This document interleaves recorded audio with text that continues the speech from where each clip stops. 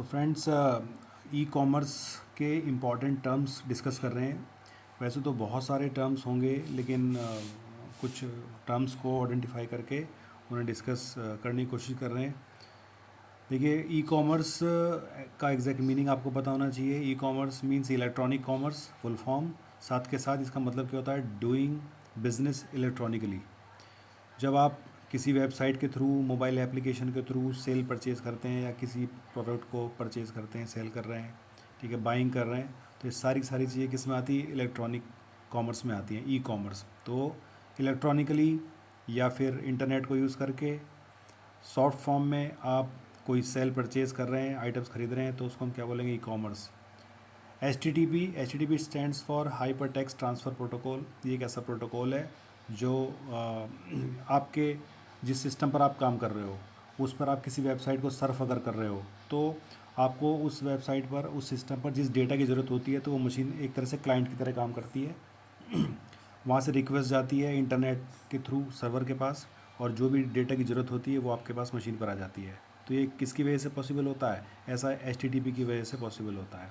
तो client server architecture में, environment में डेटा रिसीविंग करना, सेंड करना, रिक्वेस्ट को, डेटा को रिसीव करना, ये सारा काम एच करता है, हाइपर टेक्स्ट ट्रांसफ़र प्रोटोकॉल। तो थोड़ा सा अगर आइडिया आपको होगा, क्वेश्चन अगर आ जाता है तो आप इजीली लगा सकते हो। F T P stands for file transfer protocol. एक फाइल ट्रांसफ़र प्रोटोकॉल होता है। फाइल्स जितनी भी आपके सिस्टम पर डाउनलोड हो रही है या फिर अपलोड हो रही है, तो किसकी वजह से होती है? तो ये होती है एफ की वजह से, फाइल ट्रांसफ़र प्रोटोकॉल। प्रोटोकॉल क्या होता है? बेसिकली प्रोटोकॉल एक सेट ऑफ रूल्स होता है। तो अलग अलग काम के लिए अलग अलग रूल्स बनाए गए हैं, और उन रूल्स के सेट को एक नाम दे दिया गया है। तो ऐसे बहुत सारे प्रोटोकॉल्स होते हैं जिनको अलग अलग काम के हिसाब से उनके नाम दे दिए गए हैं। कि क्लाइंट सर्वर एनवायरनमेंट में डेटा को रिसीविंग करना है तो एच फाइल्स को डाउनलोडिंग अपलोडिंग करनी है एफ ईमेल से रिलेटेड काम करना है तो SMTP, simple mail transfer protocol. और इस तरह का नेटवर्किंग पे काम करना, TCP IP, transmission control protocol, internet protocol, इस तरह से करके ये प्रोटोकॉल्स बनाए गए हैं। तो हम ई कॉमर्स की बात कर रहे हैं। WWW, तो इसको W3 कंसोर्टियम बोलते हैं, वर्ल्ड वाइड वेब। जो भी आप इंटरनेट पर सर्फ कर पा रहे हो, वो एक सेट ऑफ रूल्स की वजह से कर पा रहे हो। तो वर्ल्ड वाइड वेब एक सेट ऑफ रूल्स है, उनकी वजह से आप वेबसाइट्स जो भी हैं इंटरनेट पर अवेलेबल होती हैं, और उनके रूल्स को फॉलो करके वो काम करती हैं। Types of e commerce model. तो ई कॉमर्स के जो जनरल मॉडल्स हैं, तो इतने सारे मॉडल्स आप दे रखे हैं। तो इनके पहली बात तो इनकी फुल फॉर्म, दूसरा इनका काम। तो B2C, तो इनके नाम आप देख सकते हो, business to consumer, business to business. C2C means consumer to consumer, consumer to business. तो देखिए, जो पहला नाम होता है वहाँ से बिजनेस शुरू होता है, वहाँ से प्रोडक्ट की डिलीवरी शुरू होगी। और टू मतलब कि जो दूसरा अक्षर लिखा है वहाँ तक जाएगी। जैसे लिखा B2C, इसका मतलब क्या है? कि बिज़नेस जो है कंज्यूमर को दिया जा रहा है। तो बिज़नेस कंज्यूमर के लिए, बिज़नेस जो है कंज्यूमर को दिया जा रहा है। तो बिजन B2C कंज्यूमर, ये वाला मॉडल काम करेगा। B2B, business to business, business से बिजनेस किया जा रहा है। कंज्यूमर से कंज्यूमर, मतलब कंज्यूमर से लेके कंज्यूमर को दिया जा रहा है। कंज्यूमर जो है बिजनेस को दे रहा है products. Business, G for government, business जो है गवर्नमेंट के लिए काम कर रही है, गवर्नमेंट को दे रहा है। Government to business, government business को दे रहा है, बिजनेस मीन्स ऑर्गेनाइजेशन। और गवर्नमेंट टू कंज्यूमर, गवर्नमेंट जो है सर्विसेज या प्रोडक्ट्स या गुड्स जो है कंज्यूमर को दे रही है। तो ये एक मेथड है इनको याद करने का। B2C मीन्स बिजनेस जो है कंज्यूमर के लिए दिया जा रहा है, कंज्यूमर को दिया जा रहा है। तो इस तरह से करके ये चीज़ें, अगर आप इनकी फुल फॉर्म भी याद रखोगे, इनका एक थीम याद रखोगे, तो अगर क्वेश्चन बनेगा तो आप इजीली लगा लोगे। डिजिटल वॉलेट क्या होता है पता है आपको? जितने भी ये इलेक्ट्रॉनिकली वॉलेट होते हैं, जिनमें मनी या पॉइंट्स या कुछ इस तरह से होता है, जिनको यूज़ करके हम सेलिंग परचेजिंग कर सकते हैं, तो ये सब डिजिटल वॉलेट कहलाते हैं। ई बिज़नेस मीन्स इलेक्ट्रॉनिक बिजनेस। तो ये ई कॉमर्स का ही दूसरा एक तरह से नाम बोल सकते हैं। तो ई कॉमर्स इलेक्ट्रॉनिक बिजनेस, तो हम ऐसा बोल सकते हैं, e commerce is a big area, उसके अंदर ई बिज़नेस, इलेक्ट्रॉनिक बिजनेस। तो doing business electronically is called electronic business. तो इलेक्ट्रॉनिक बिजनेस के जो हैं कितने मॉडल्स हैं? 4 मॉडल्स बताए गए। तो B2B, business to business, business to customer, customers to customer, और inside the organisation. Intra B means कि ऑर्गेनाइजेशन के अंदर अगर बिजनेस किया जा रहा है। तो बिजनेस मतलब कि किसी ऑर्गेनाइजेशन से प्रोडक्ट्स को लेकर के ऑर्गेनाइजेशंस के लिए दिया जा रहा है तो B2B काम करेगा। ठीक है, ऐसे ही ऑर्गेनाइजेशन से लेकर कस्टमर को दिया जा रहा है तो B2C काम करेगा, कस्टमर से लेकर के कस्टमर को दिया जा रहा है तो C2C मॉडल काम करेगा। और विद इन द ऑर्गेनाइजेशन अगर काम किया जा रहा है, एक ऑर्गेनाइजेशन के अंदर ही उसके लिए काम किया जा रहा है तो इंट्रा बी जो बिजनेस मॉडल काम करता है। अब देखिए इंटरनेट क्या होता है। इंटरनेट जो होता है वो पब्लिक नेटवर्क होता है। इसमें इसको यूज़ करने के लिए किसी लॉगिन आईडी पासवर्ड की कोई ज़रूरत नहीं होती है, ओपन नेटवर्क होता है, कोई भी इसको एक्सेस कर सकता है। ठीक है, it is a network of networks, बहुत सारे नेटवर्क्स का नेटवर्क, इसको क्या बोलते हैं, इंटरनेट बोलते हैं। And what is extra net? Extra net जो होता है वो प्राइवेट होता है। प्राइवेट मीन्स कि जैसे कुछ ऑर्गेनाइजेशंस मिलके अपना एक नेटवर्क बना लेते हैं, उसको एक्स्ट्रा नेट बोलते हैं, इसको प्राइवेट बोलते हैं, प्राइवेट नेटवर्क। तो internet is a public network, extra net is a private network. और इसमें इसको यूज़ करने के लिए, इसमें एंटर करने के लिए यूज़र आईडी पासवर्ड रखा जाए। किसी ऑर्गेनाइजेशन के अंदर अगर एंटर करना है आपको तो उसका यूज़र आईडी पासवर्ड यूज़ करना पड़ेगा आपको।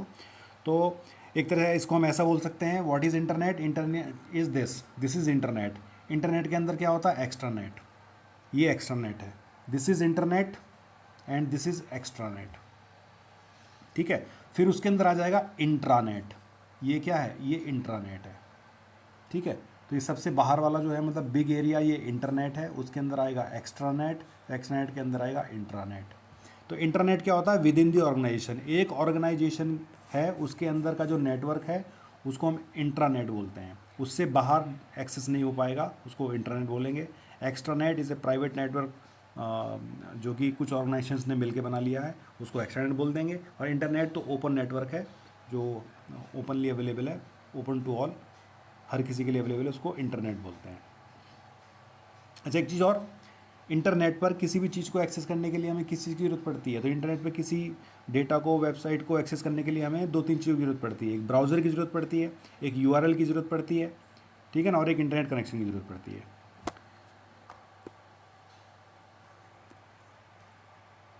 ठीक है, तो देखो लैन मैन वैन, ये तो नेटवर्क के पार्ट्स हैं। Local area network, metropolitan area network and wide area network.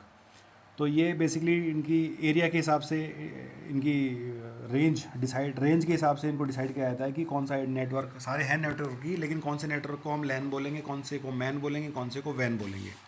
तो लैन बोलते हैं एक लोकल एरिया नेटवर्क, एक विद इन द ऑर्गेनाइजेशन ऐसा बोल सकते हैं, एक रेंज, एक छोटी रेंज के अंदर नेटवर्क है, उस नेटवर्क से जो कंप्यूटर जुड़े हुए हैं उस पूरे एरिया को हम क्या बोलेंगे? लोकल एरिया नेटवर्क बोलेंगे। मेट्रोपॉलिटन एरिया, उसको आप ऐसे याद रख सकते हो, एक सिटी, छोटा सा एग्जांपल हम ले सकते हैं। एक सिटी के अंदर अगर जो जितने भी नेटवर्क्स हैं, कंप्यूटर्स हैं, डिवाइसेस आपस में जुड़ी हुई हैं, तो उसको हम उस नेटवर्क को क्या बोलेंगे? मेट्रोपॉलिटन एरिया नेटवर्क बोलेंगे। वाइड एरिया नेटवर्क, जो हम जैसे कंट्रीज़ तक इसको हम बोल सकते हैं कि कंट्रीज़ आपस में जुड़ी होती है नेटवर्क के थ्रू, उसको हम बोलते हैं वाइड एरिया नेटवर्क। अब आता है ई बैंकिंग सर्विसेज। तो e banking service means electronically banking services. एक तो होता है फिजिकली हम बैंक में जाएँ और मैनुअली जाके हम फॉर्म भरें, कैश को डिपॉजिट करें या विड्रॉ करें। और एक होता है इलेक्ट्रॉनिक बैंकिंग सर्विस, जैसे हम मोबाइल पे करते हैं या वेबसाइट के थ्रू, इंटरनेट बैंकिंग इसको बोलते हैं। तो इसमें कुछ फीचर्स हैं, जैसे कि NEFT, एक टर्म आपने सुना होगा NEFT। क्योंकि देखो ये टर्म्स पूछे आ सकते हैं। क्यों पूछे आ सकते हैं? क्योंकि आपका सब्जेक्ट है ई कॉमर्स। ई कॉमर्स का मतलब होता है इलेक्ट्रॉनिकली बिजनेस करना, इलेक्ट्रॉनिकली ट्रेड करना, इलेक्ट्रॉनिकली फंड्स, मनी का इन्वॉल्वेशन। तो ये सारा काम का कैसे होता है? ये बैंकिंग से होगा, ऑनलाइन बैंकिंग से होगा। तो ये ऑनलाइन बैंकिंग में कौन से टर्म्स हैं? ये NEFT। तो NEFT stands for national electronic fund transfer. ठीक है, ऐसे ही इसके तरह एक होता है IMPS, immediate payments service, immediate payment service, IMPS। तो देखिए NEFT, IMPS, ये दो बहुत पॉपुलर जो है बैंकिंग सर्विसेज हैं। एक बैंक अकाउंट से दूसरे बैंक अकाउंट में पैसा को ट्रांसफ़र करने का ये तरीका है। और भी बहुत सारे तरीके हैं, लेकिन ये दो पॉपुलर तरीके हैं, NEFT और IMPS। NEFT क्या करता है? ठीक है, NEFT जो है तुरंत पैसे को नहीं भेजता है। कभी कभी ऐसा पूछ लिया है कि क्या इनमें से कौन सी पेमेंट सिस्टम ऐसा है जो तुरंत पैसे को भेजती है, मतलब विद इन ए सेकेंड, एक अकाउंट से कटा दूसरे अकाउंट में चला गया। तो ऐसा करता है IMPS, जिसको बोलते हैं इमीडिएट पेमेंट सर्विस। ठीक है, आपका अकाउंट किसी, मान लीजिए पंजाब नेशनल बैंक में है और एक आपके फ्रेंड का अकाउंट है SBI में है, और आप SBI वाले को पैसा ट्रांसफ़र करना चाहते हो, तो IMPS NEFT के थ्रू आप कर सकते हो। दोनों में फ़र्क कितना होता है? NEFT कुछ टाइम लेता है, it takes around 1 hour to 2 hour Sometimes in some other banks like 30 minutes, it takes 1 hour, 2 hour, sometimes it takes 3 hours. तो विद इन 24 आवर्स जो है NEFT मनी को ट्रांसफ़र कर देता है. लेकिन अगर आपको चाहिए कि तुरंत अभी पैसा जाए तो IMPS सर्विस यूज़ होती है, इमीडिएट पेमेंट सर्विस. लेकिन इनकी भी लिमिट्स होती हैं कुछ. जैसा IMPS है, इसकी लिमिट होती है कि कितना मनी, अब हर बैंक की अलग अलग होती है. कि मान लीजिए एक दिन में आप 1 लाख रुपए कर सकते हो या एक बार में आप 1 लाख रुपए कर सकते हो. ठीक है, तो ये बैंक की अलग अलग पॉलिसीज़ होती हैं, उनके हिसाब से ये डिसाइड होती है. तो NEFT national electronic fund transfer, जो कि कुछ समय लेता है पैसे को ट्रांसफ़र करने में. IMPS तुरंत पैसा ट्रांसफ़र कर देता है, immediate payment service. Point of sale मतलब होता है रिटेल, जैसे कोई रिटेल स्टोर होते हैं वहाँ पर जो मशीन लगी होती हैं, ठीक है, और जहाँ पर हम अपना क्रेडिट कार्ड, डेबिट कार्ड या UPI से करके जो पेमेंट कर देते हैं उसको पॉइंट ऑफ सेल बोलते हैं. क्रेडिट कार्ड क्या होता है? क्रेडिट कार्ड उसको बोलते हैं उधारी कार्ड. उधारी कार्ड मीन्स क्रेडिट कार्ड जब आपका बनेगा, किसी बैंक का क्रेडिट कार्ड आपका बन जाएगा, तो आपके क्रेडिट कार्ड में पैसा होना ज़रूरी नहीं है. जो भी आपको एक लिमिट मिलेगी, आपका पैसा उसमें नहीं है, आपको लिमिट मिलेगी उस बैंक की तरफ से. आप जो भी परचेजिंग करोगे तो आपकी परचेजिंग का पैसा वो बैंक आपको देगा, कंपनी को. ठीक है, जैसे मान लीजिए आपने एक महीने में 50,000 रुपये की शॉपिंग करी, तो 50,000 रुपये बैंक ने आपके बिहाफ पर दे दिए, लेकिन वो पैसा फिर बैंक आपसे वापस बाद में कलेक्ट कर लेगा. इसको क्रेडिट कार्ड बोलते हैं. डेबिट कार्ड क्या होता है? डेबिट कार्ड आपके बैंक अकाउंट का होता है. आपका अकाउंट किसी बैंक में है, उसमें मान लीजिए 1 लाख रुपए पड़े हुए हैं, तो आप 1 लाख रुपए ही यूज़ कर सकते हो. 1 लाख रुपए से ज़्यादा यूज़ नहीं कर सकते. लेकिन क्रेडिट कार्ड में ऐसा नहीं है. आपके अकाउंट में पैसा हो या ना हो, ठीक है, होता ही नहीं है. वो बेसिकली लिमिट जारी करता है क्रेडिट कार्ड आपको, और अब उतना पैसा आप यूज़ कर सकते हो. फिर बैंक आपका पेमेंट करता रहेगा, फिर बैंक को आपको वापस करना पड़ेगा 1-2 महीने के बाद, जो भी उसका टाइम होता है. तो नॉर्मली 45 डेज़ होता है कि 45 डेज़ के अंदर वो पैसा आपको वापस करना पड़ेगा. डेबिट कार्ड में ऐसा नहीं है. डेबिट कार्ड में तो आपका अकाउंट है, अकाउंट में जितना पैसा है उतने ही पैसे की आप शॉपिंग कर सकते हो. दोनों कार्ड सेम तरीके से काम करते हैं, लेकिन दोनों का बस जो बैकग्राउंड थीम है वो अलग है. ATM, ऑटोमेटेड टेलर मशीन, सब जानते हैं इसको. ठीक है, इलेक्ट्रॉनिक डेटा इंटरचेंज, EDI. ठीक है, तो EDI भी जो है, EDI का कंसेप्ट फुल फॉर्म पूछ ली जाए हो सकता है आपसे, तो इलेक्ट्रॉनिक डेटा इंटरचेंज कि जो बैंक ट्रांजेक्शन्स में इसका टर्म का यूज़ होता था. इलेक्ट्रॉनिकली डेटा इंटरचेंज को मतलब कि एक बैंक अकाउंट से वैल्यू ट्रांसफ़र करनी है किसी दूसरे में, तो इलेक्ट्रॉनिकली डेटा इंटरचेंज ये कंसेप्ट यूज़ होता था वहाँ पर. अब देखिए कुछ टर्म्स हैं. Fishing, virus, antivirus, Trojan horse, trap door, firewall, क्या है? तो फिशिंग मैंने बताया, जैसे आपने कई जगह पढ़ा होगा, बी अवेयर ऑफ फिशिंग. कई बैंक की वेबसाइट आप खोलते हो तो अक्सर बैंक की वेबसाइट पे लिखा मिलता है बी अवेयर ऑफ फिशिंग. तो फिशिंग से बच के रहें. क्यों? तो ये क्या है बेसिकली? तो फिशिंग एक ऐसी जो है फ्रॉड करने की एक तरीका होता है. इसमें जो है आपके मैसेज के थ्रू या ईमेल के थ्रू आपके पास लिंक्स आते हैं. ठीक है, उन लिंक्स में जैसे आप क्लिक करोगे ना, तो फिर आपका जो पर्सनल डेटा है वो हैकर्स के पास चला जाता है. इसी को बोलते हैं फिशिंग. और फिर वो उस डेटा को यूज़ करके आपका अकाउंट में एंटर कर सकता है और आपके डेटा का मिसयूज़ कर सकता है. या बैंक में अगर आपको मान लो बैंक का में अगर वो एंटर कर गया तो आपके बैंक अकाउंट को खाली कर देगा. ठीक है, या कोई और डाटा है तो उसको हार्म पहुंचा सकता है. ठीक है, ऐसी वायरस क्या होता है? वायरस एक प्रोग्राम होता है. ये it is a software, it is a program written by any programmer. और हम ऐसा बोल सकते हैं निगेटिव माइंडेड प्रोग्रामर या डिस्ट्रक्टिव प्रोग्रामर्स. ठीक है, तो ये वायरस क्यों बनाए जाते हैं? किसी सिस्टम को डिस्ट्रॉय करने के लिए, किसी की डेटा को स्टील करने के लिए, किसी की डेटा को हार्म पहुंचाने के लिए ये वायरस बनाए जाते हैं. फिर एंटीवायरस क्या होते हैं? एंटीवायरस भी सॉफ्टवेयर प्रोग्राम्स होते हैं जो कि आपके सिस्टम को वायरस से या फिर दूसरी प्रॉब्लम से प्रोटेक्ट करते हैं. ये भी एक सॉफ्टवेयर है. तो वायरस बेसिकली क्या? एक सॉफ्टवेयर होता है. एंटीवायरस क्या? ये भी एक सॉफ्टवेयर है. ठीक है, अब ट्रोजन हॉर्स क्या होता है? ट्रोजन हॉर्स भी एक इन्फेक्टेड प्रोग्राम होता है. मेलवेयर प्रोग्राम इसको बोलते हैं. मेलवेयर प्रोग्राम या इन्फेक्टेड प्रोग्राम्स, ये बेसिकली आपके सिस्टम से डेटा को चुराने का काम करता है. ठीक है, ये क्या करते हैं? बेसिकली से वायरस हुआ है, क्या करेगा? इसकी एग्जीक्यूटेबल फाइल होगी. और जैसे अगर मान लीजिए ये किसी फाइल के साथ अटैच हो गई, तो अब ये फाइल जब किसी दूसरे सिस्टम में जाएगी तो फिर वो जो एग्जीक्यूटेबल फाइल है, जो वायरस है, वो सिस्टम में दूसरी एग्जीक्यूटेबल फाइल्स के साथ अटैच हो जाएगा और इस तरह से ये बढ़ता चला जाता है और आपके डेटा के सिस्टम को हार्म पहुंचाता चला जाता है. तो ये सारे के सारे हमारे डिस्ट्रक्टिव प्रोग्राम्स है. ऐसी ट्रोजन हॉर्स जो ये भी डेटा स्टील करने का काम करता है, एक मेलवेयर प्रोग्राम है. ठीक है, ये भी डेटा को स्टील करने का काम करता है. ट्रैप डोर, ये भी एक बेसिकली सिस्टम में एक लूप होल होता है, लेकिन ये जो सॉफ्टवेयर को बनाता है बंदा, जैसे मान लीजिए किसी ने कोई वेबसाइट बनाई, तो उस वेबसाइट में एक लूप होल वो खुद छोड़ता है। क्यों छोड़ता है? मान लीजिए किसी बंदे ने, किसी हैकर ने आपकी वेबसाइट को हैक कर लिया, ओके, तो अब हैकर ने हैक कर लिया, तो अब हैकर ने हैक कर लिया तो अब आप अपने सिस्टम को लॉगिन ही नहीं कर पाओगे, उसको यूज़ ही नहीं कर पाओगे। तो उसके लिए फिर ट्रैप डोर होता है। ट्रैप डोर मीन्स कि बैकडोर एंट्री। तो उस ट्रैप डोर की जो डिटेल्स है उनको यूज़ करके आप अपने सिस्टम में एंटर करके अपने डेटा को वापस से रिकवर कर सकते हो।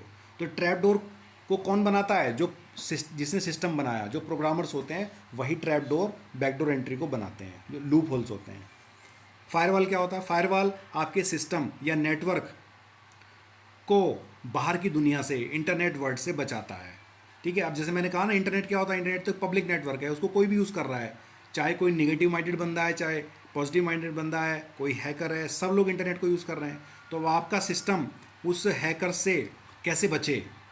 तो उसके लिए फायरवॉल यूज़ होती है। आपके सिस्टम में, आपके नेटवर्क में फायरवॉल सेटिंग होती है, जिसको आप सेट कर सकते हो। Firewall is a set of rules. वो रूल्स लगा दिए जाएंगे। अब उन रूल्स को ही फॉलो जो सिस्टम, जो भी बंदा करेगा वही सिस्टम में एंटर कर पाएगा, अदरवाइज कर ही नहीं पाएगा, जिसको फायरवॉल बोलते हैं। तो ऐसे करके बहुत सारे टर्म्स हैं जिनको अगर आपने, आई होप कि कर लिया होगा। अभी तो आपका एग्ज़ाम है, तो आप अच्छे बच्चे हो सारे, आप लोगों ने इन सब चीज़ों को ज़रूर पढ़ा होगा और बेसिक नॉलेज आपको ज़रूर होगी। तो अगर एग्जैक्ट क्वेश्चन आपको एग्ज़ाम में नहीं मिलते हैं, तो आप जो टर्म है उसमें, उस टर्म को पकड़िए और रिमाइंड करने की कोशिश करिए, और जो उसके 4 ऑप्शंस हैं, उन 4 ऑप्शंस में से एलिमिनेशन मेथड को अप्लाई करिए। एलिमिनेशन मेथड कि सबसे पहले, अगर मान लीजिए 4 ऑप्शन में सही ऑप्शन पूछा है, तो आप कोशिश करिए कि इनमें से कौन सा नहीं हो सकता, पहले उसे कट कर दीजिए। फिर दूसरा ट्राई करिए कि दूसरा कौन सा नहीं हो सकता, उसको कट कर दीजिए। फिर तीसरा कट कर दीजिए। तो फाइनली इस तरह से आपका एक जो परफेक्ट आंसर आपको मिलेगा। तो मैं ये नहीं कह रहा कि हमेशा ही ट्रिक काम करेगी, लेकिन आप कोशिश कर सकते हो इस तरह से करके। अगर आपको बेसिक नॉलेज होगी टर्म्स की, तो आप ऐसे क्वेश्चन भी सॉल्व कर पाओगे जो एग्जैक्टली आपको नहीं मिले हैं। तो टाइम कम है, फिर भी आप अच्छे बच्चे हो, आप अच्छे से एग्ज़ाम मुझे लगता है कर लोगे। और वही बात कि पेपर सेटर कहाँ से पेपर उठा ले, क्या क्वेश्चन उठाए, कहाँ से उठाए, ये कोई जज नहीं कर सकता। लेकिन पेपर सेटर को एथिकली इतना काम जरूर करना चाहिए कि यूनिट्स का ध्यान रखना चाहिए, कौन सा सिलेबस है, सिलेबस के अंदर क्या कंटेंट्स हैं, और कंटेंट्स में से लगभग इक्वली जो है क्वेश्चंस अगर आएँ तो ज़्यादा अच्छा रहेगा। ऐसा ना हो कि एक यूनिट से सारा पेपर उठा के डाल दिया है। तो बाकी देखो, वो तो जो पेपर सेटर ने पेपर सेट किया होगा वही जाने क्या उन्होंने किया होगा, लेकिन मेरा मानना ये है कि क्वेश्चन जो है इक्वली डिस्ट्रीब्यूट होने चाहिए। So thank you so much and all the best, best of luck, बहुत बहुत शुभकामनाएं। Thank you so much.